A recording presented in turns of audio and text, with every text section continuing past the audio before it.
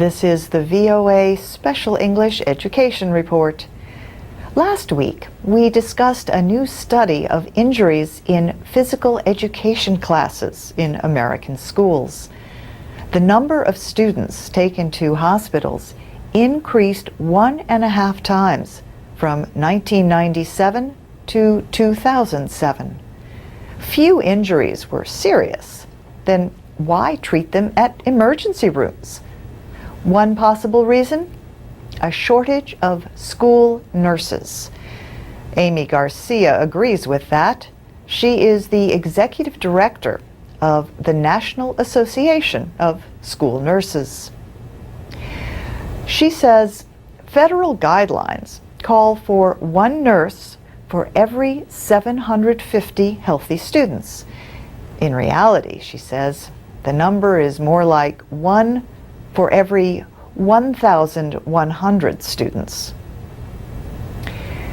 Every state is different.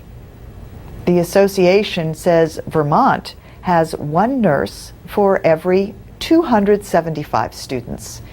In Utah, which has a bigger population, each nurse is responsible for almost 5,000 students.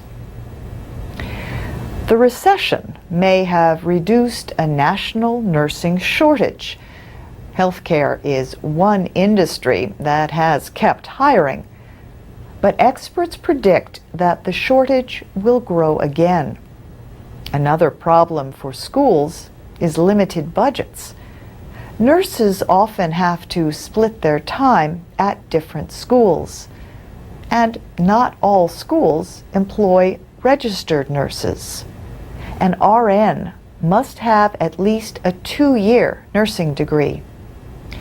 The Labor Department says registered nurses earned an average of $65,000 last year.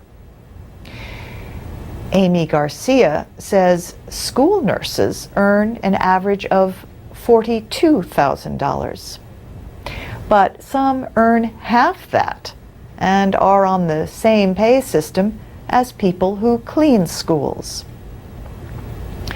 Pat Lewis is a school nurse in Beaumont, Texas.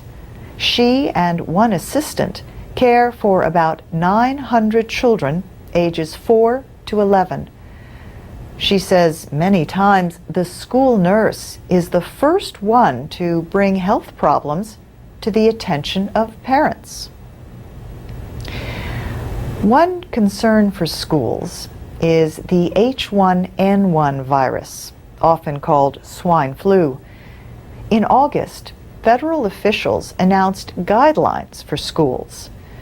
These urge local officials to balance the risk of flu in their communities with the problems that school dismissals could cause.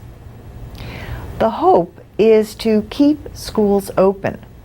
But if any schools do have to close, then the hope is to keep children learning, for example, through phone calls or over the internet. Schools could also be used as places to give flu vaccinations. Federal health officials said they expect a vaccine for the H1N1 flu to be available by the middle of October. And that's the VOA Special English Education Report.